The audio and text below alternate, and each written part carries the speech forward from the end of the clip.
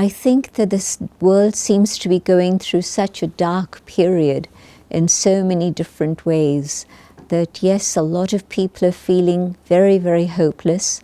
And I can understand that young people in particular are looking at the future of the world and not able to see anything of light and bright in the future. I'm thinking about how young couples have said in the UK that they don't want to raise a child, they don't want to have a child because they're concerned about what sort of condition they'll be bringing the child into this world in which climate change is becoming such a stark reality now.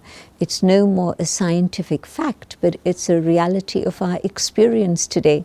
That's one big aspect, but of course also where we see that there's such a fluctuation of values, where one moment we can be thinking about truth and the next moment it's dashed and we just see falsehood all around us. And so it gives us little margin to think of hope for the future. It's very easy to feel hopeless and despair in a state of the world as it is. But in fact, if I begin to look at it from a spiritual perspective, I realize that after a period of dark, there's always light that enters the world. Every time a prophet or a messenger has come, there has been light in the world. And at this moment, when it's not just one part of the world or the planet, but it's the entire globe that seems to be caught up in that darkness, I know for sure, and it's not just hope, but a certainty, that there are better days ahead, that there will come a turnaround in which we'll return to a state of values, a state in which we can see human beings flourish. But I think this happens when there's a spiritual understanding of how the world moves from one cycle to another.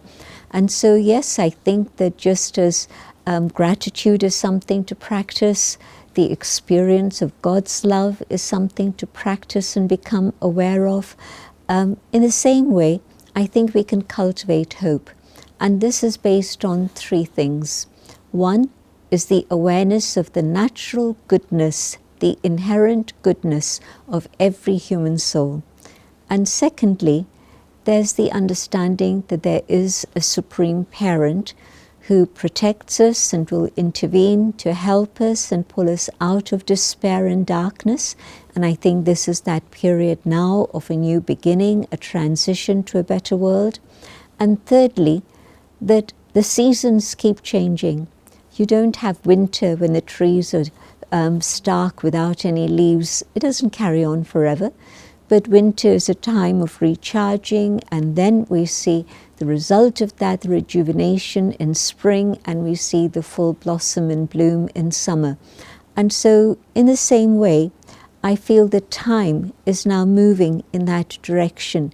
Having reached the peak of darkness, I feel that this is now the time for transformation, transformation on an inner level. And when there's a spiritual consciousness and that transformation happens, we will see a better world. So definitely, I think we can cultivate hope, and I feel that if these concepts of spirituality can be shared with others, definitely there can be a better world for all of us. If I can visualize a better world, and when we did this with around 100,000 plus people across the world in 128 countries many years ago, people spoke about a world of values, which was their better world. And I see that values lie within the inner being. And so if I see a world of values ahead of me, and I hold that vision, then the way to make that vision become a reality today is to be able to start following those values. And values, of course, lie in the inner being, the soul. And so in that awareness of my spiritual identity as that inner being of light, the spiritual being that I truly am, I tap into my own inner resources of all the values of peace, of love, of truth, of joy, of purity. And when I translate these into action, that's going to make me more and more convinced that yes, a better world is possible, and that's the way in which we can translate hope and make it a reality. So today, for example, when I sit in silence, in reflection, contemplation, when I go on that inner journey and I can connect with the goodness within myself, and there's that experience of my own inner core values, then I know that yes, I can express them in my life, and that's one little drop in the ocean that can perhaps inspire many others around me to be doing the same. And we can start creating a world based on values, and of course values are the foundation of every civilization. And when values disappear from our world, that's when we see the state of the world as it is today. But they live inside us, and so it's not a struggle. I just simply have to come back to that awareness of who I truly am. Yes, I've been through it, not just once, but a few times. When I start looking at the spiritual study that I am accustomed to studying, then as I read those words, I again begin to think deeply about the truth that those words hold. And I begin to feel that, yes, this is something that I can do and I want to do, and I have to start moving in that direction again. But I know that it's very easy to slip down from hope into hopelessness again. But we have to keep that flame alive. And the best way to do it is early in the morning. If I can set the compass straight, if I can have that time for myself, for silence, meditation, connecting with the divine, the supreme source of all positive attributes, then I begin the day looking with a lens of hope. And it helps me, but it also, of course, then helps everyone else around me too. So I would recommend some reading and some silence for anyone who's feeling that darkness of despair. When I start experimenting with using my qualities, for example, when I allow myself to be touched by love from the divine, then I can feel that love reaching me, and love awakens within myself. When I meet people, and I don't mean just my intimate family, but I mean all my brothers and sisters of my human family, my global family, and I look at them with that vision of love, I see the response that comes back to me. And so it's an immediate experience that gives me the assurance that if I continue to use values in this way in my life, and love is something that when you meet somebody, even animals around you, they experience the vibrations of love. Children, they respond to love, but adults also. If I can hold that vision that this is my brother, this is my sister, and see them with that vision of love, not a romantic, touchy-feeling experience, but that warmth of belonging and that sense of connection with each one, that reaches others. And so I can see the response that comes back to me from them. Or even if I smile at somebody genuinely, not a cosmetic toothpaste smile, but really with that love in my heart, I reach out to them with a smile. Again, they'll respond. And so it's not just the question of hope that things can be better, but things are immediately better once I start using my own inner core values. Because whatever you put out is what's going to come back to you. This is our lived experience. And so start using the goodness that's there within you, and you'll see the return of it come back to you, and it'll increase your own commitment and even stir a passion within you that everything you do has to be done with that same sense of love. I think that this is where my faith comes in. When I see all the crazy things that are happening in the world around me at the present time, I can't just say it's out there and it's nothing to do with me. We see such atrocities that sometimes they bring tears to your eyes. And so definitely one is engaged in the world, one is moved by the things that are happening, but one has to hold the faith that goodness is going to have victory. It's not just a fairy story. It's not just a legend from the past, but it's a reality that goodness must always have victory. Truth will always win, no matter how dark the falsehood may be at the moment. And so I hold on to that faith that, yes, I have to continue to do what I need to do. You know, there's a story about this fire. The jungle was being consumed by a fire, and all the big animals moved from this side of the bank, riverbank, to the other side of the riverbank. And this little bird comes along, and the little bird comes swooping down and takes a few drops in her beak, and she goes across to the fire and drops it. And she does this several times. And the big animals look at each other and say, well, this is crazy. And they say to the little bird, how are those drops going to make a difference? And the little bird says, I have to do what I have to do. And meanwhile, whether it was angels or providence or whatever it was, the rain clouds came and the rain put out the fire. But I see how little actions of goodness can trigger big responses in many different ways.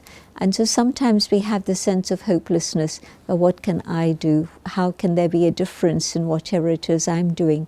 But every drop makes a difference.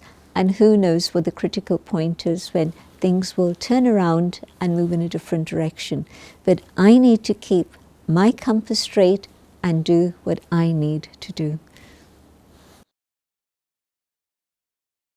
You know, when you see a tray of water and you start seeing little molecules turn to ice, little crystals forming here and there, it's just a few at a time.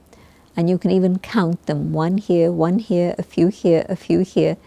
But once that tray has reached a level of critical mass, then that brings about change in the whole tray. The whole tray of water just freezes. And so it's not just me alone. I am doing what I can do, but others also, here and there, just a few of us, a minority at the moment. But I know that the power of a few individuals who are committed to a good cause bring about change. This is what has happened in the whole story of humanity. They've been able to bring about change, and so my hope is that with others who feel the same way, even though we might not know each other, we are not connected with each other, but maybe we are on a subtle energetic level. But once we've reached that point of critical mass, there'll be a turnaround and things will be transformed. I'm speaking out of my experience, in which I've seen how impossible things have turned around and become possible, and it's been through not just hope, but the power of faith. I believe that the power of faith works miracles, and some of you might have seen miracles happen in the past in this way. Miracles are when it's the energy from above, it's my energy, and the energy of time, the season, and it works synchronously, and we find good things begin to happen. So I'm absolutely convinced for this, and I know that this is what the future world will be. It'll be based on truth and love and goodness, a time in which there's sincere cooperation and a natural state of harmony between human beings, humans and animals, and the plant kingdom, nature itself. And it begins with just that conviction that I am a child of the divine, and I'm in touch with that divine parent, and I know that that energy is going to make things happen.